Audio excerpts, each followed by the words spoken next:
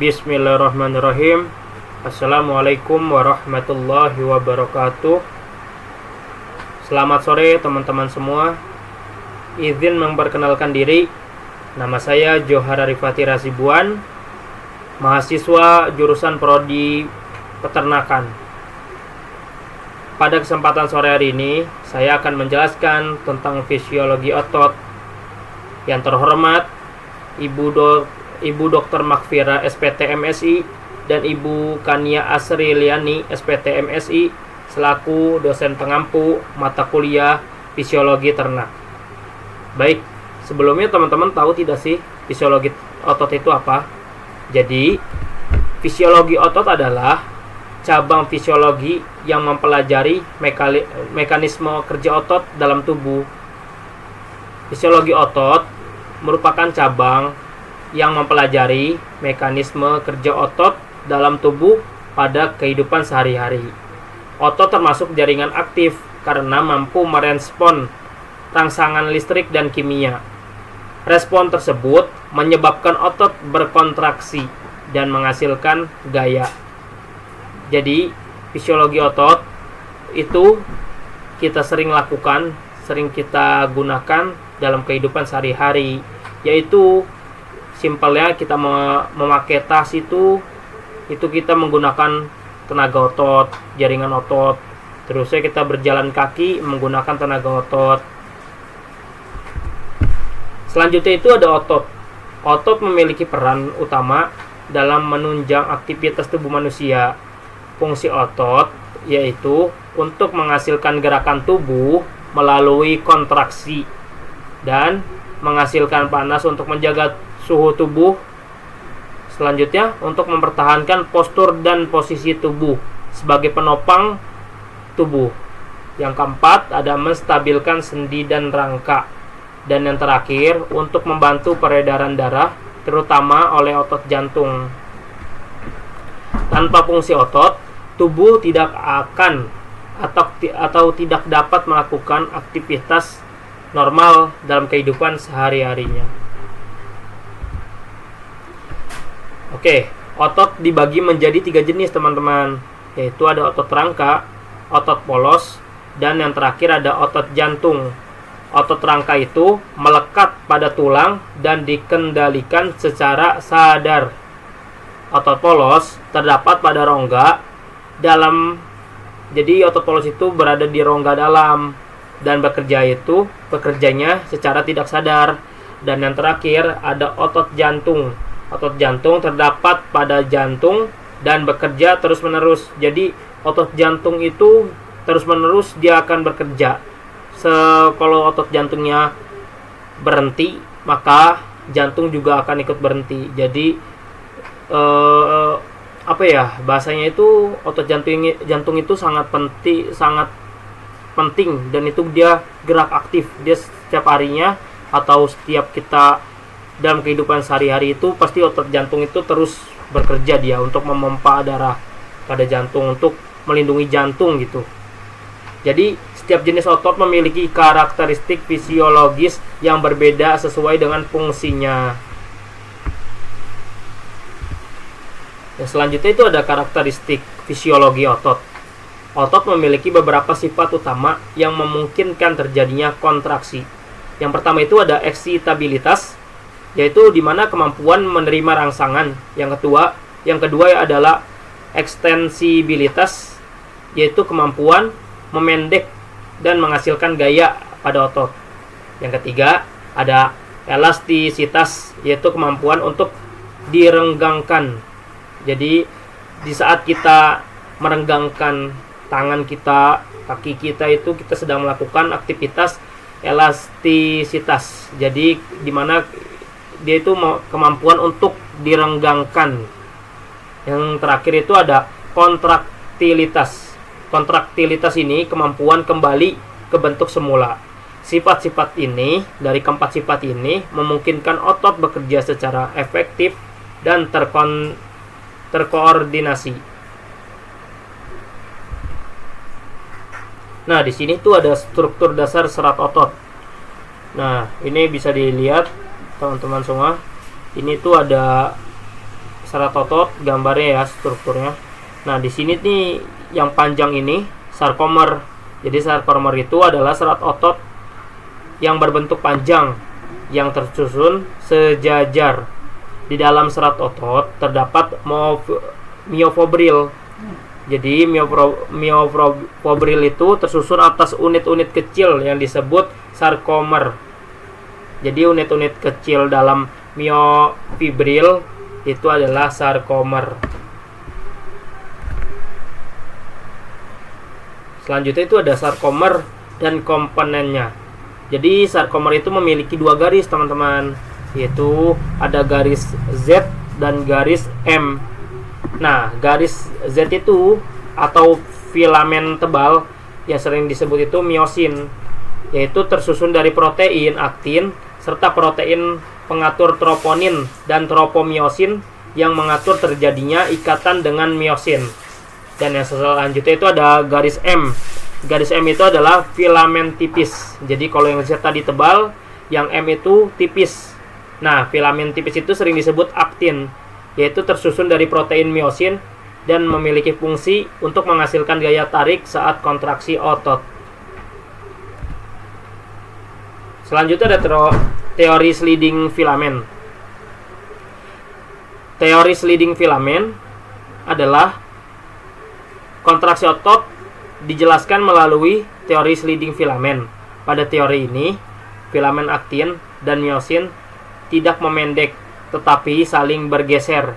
Pergeseran inilah yang menyebabkan pemendekan otot secara keseluruhan terjadi. Jadi biasanya sliding filamen ini terjadi di binaragawan atau yang sering nge-gym gitu, teman-teman. Nah, selanjutnya itu ada peran ATP. Peran ATP atau adenosin trifosfat dalam kontraksi otot. Adenosin trifosfat berperan sebagai sumber energi utama dalam kontraksi otot. Fungsinya yaitu untuk melepaskan ikatan antara aktin dan miosin, dan yang kedua untuk menyediakan energi untuk pergerakan kepala miosin. Ini, teman-teman, istilahnya. Ini ada gambarnya, ini kepala miosinnya sebagai penggerak. Jadi peran ATP itu dia itu sebagai salah satu untuk penggerak kepala miosin yang tadi sudah dijelasin itu. Dan yang terakhir, untuk membantu pemompaan ion kalsium kembali ke retikulum sarkoplasma. Ketersediaan ATP menentukan kelangsungan kontraksi dan relaksasi otot. Selanjutnya ada peran ion kalsium atau Ca2+. Ion kalsium berfungsi sebagai pemicu kontraksi otot. Saat kalsium dilepaskan, ion ini berikatan dengan troponin. Ikatan tersebut menyebabkan tropomiosin bergeser dan membuka tempat ikatan aktin. Tanpa ion kalsium, kontraksi otot tidak dapat terjadi. Jadi untuk menghasilkan kontraksi otot, teman-teman, dibutuhkan peran ion kalsium untuk menghasilkan tropomiosin untuk bergeseran dan membuka tempat ikatan aktin. Jadi tanpa ion kalsium ini kontraksi otot tidak akan terjadi. Jadi sangat penting nih peran ion kalsium ini dalam kontraksi otot. Selanjutnya ada hubungan saraf dan otot. Jadi hubungan saraf dan otot ini saling berhubungan ya. Saling, istilah kata itu saling menempel lah gitu. Nggak akan jauh antara hubungan keduanya. Jadi kontraksi otot dikendalikan oleh sistem saraf. Hubungan antara saraf dan otot terjadi pada neuromuscular junction. Jadi otot dan saraf ini terjadi pada neuromuscular junction. Saraf motorik dilepaskan. Jadi saraf motorik ini melepaskan neurotransmitter asetilkolin. Nah, jadi teman-teman kalau misalnya saya kan sedang membahas tentang fisiologi otot. Jadi otot itu saling berhubungan, saling menempel lah, istilahnya saling bersinggungan dengan namanya saraf gitu. Dan selanjutnya ada potensial aksi pada otot. Potensial aksi merupakan perubahan muatan listrik pada membran serat otot. Sinyal listrik ini menyebar ke seluruh serat melalui tubulus T. Tanpa potensial aksi, otot tidak dapat berkontraksi. Jadi potensial aksi juga muatan listrik pada membran serat otot yang sangat penting ya teman-teman. Gunanya itu untuk memberi sinyal listrik untuk menyebarkan ke seluruh serat melalui tubulus T. Tanpa potensial aksi, otot itu tidak akan berkontraksi, tidak akan terjadi yang namanya kontraksi otot. Selanjutnya ada jenis kontraksi otot. Jenis kontraksi otot itu dibagi menjadi dua, yaitu ada kontraksi isotonik dan kontraksi isometrik. Kontraksi isotonik yaitu otot memendek atau memanjang disertai gerakan. Jadi menggunakan gerakan otot itu akan memendek ataupun memanjang. Dan selanjutnya itu ada kontraksi isometrik. Isometrik itu di mana kondisi otot berkontraksi tanpa perubahan panjang. Kedua jenis kontraksi ini sering terjadi dalam aktivitas sehari-hari yang tadi saya sudah bilang. Jadi dalam kehidupan sehari-hari ini pasti kita akan selalu melibatkan otot, entah itu jalan kaki, entah itu kita pergi ke kampus menggunakan tas, entah itu kita berkendara naik motor. Kadang kan kita kalau lagi naik motor itu kita lagi lampu merah nih, kaki kita turun, itu kita menopang berat motor dan tubuh kita. Apalagi ditambah kita kadang kalau bergoncengan dengan teman gitu teman-teman.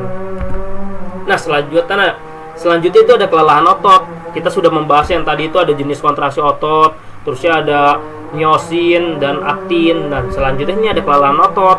Kelelahan otot adalah kondisi menurunnya kemampuan otot untuk berkontraksi. Faktor penyebab kelelahan otot ini terjadi karena penurunan cadangan ATP. Jadi salah satunya itu penurunan cadangan adenosin trifosfat, dan yang kedua penumpukan asam laktat, dan yang terakhir gangguan keseimbangan ion. Jadi kelelahan otot ini bersifat sementara dan berfungsi sebagai mekanisme perlindungan. Jadi di saat kita terjadi di dalam tubuh kita itu terjadi kelelahan otot, maka disarankan untuk istirahat. Jadi di saat kita latihan yang melibatkan tenaga otot itu, biasanya kita juga nggak boleh terlalu over teman-teman.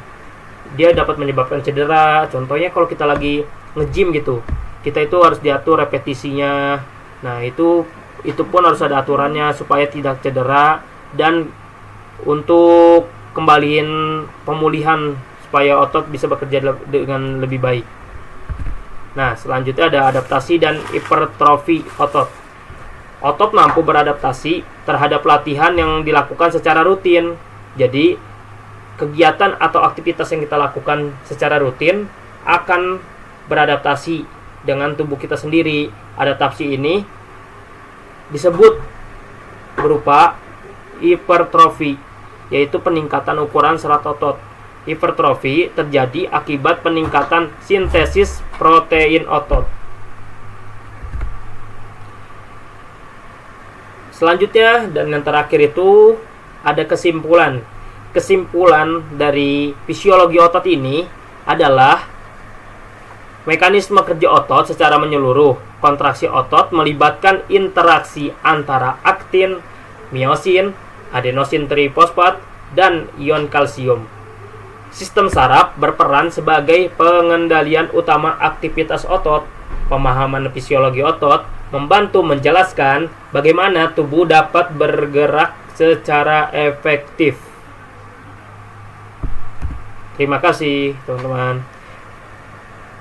Sebelum saya tutup, saya mohon maaf bila ada penyampaian saya yang kurang ataupun kurang dipahami oleh teman-teman karena ada belibet atau salah kata. Mohon dimaafkan karena kesempurnaan hanya milik Allah, Tuhan semesta alam. Dan semoga teman-teman semua yang menonton video ini dalam keadaan sehat dan selalu dalam lindungan Allah Subhanahu wa taala. Mohon izin pamit undur diri. Bila ada salah kata, mohon dimaafkan. Wastabiqul khairat. Wassalamualaikum warahmatullahi wabarakatuh.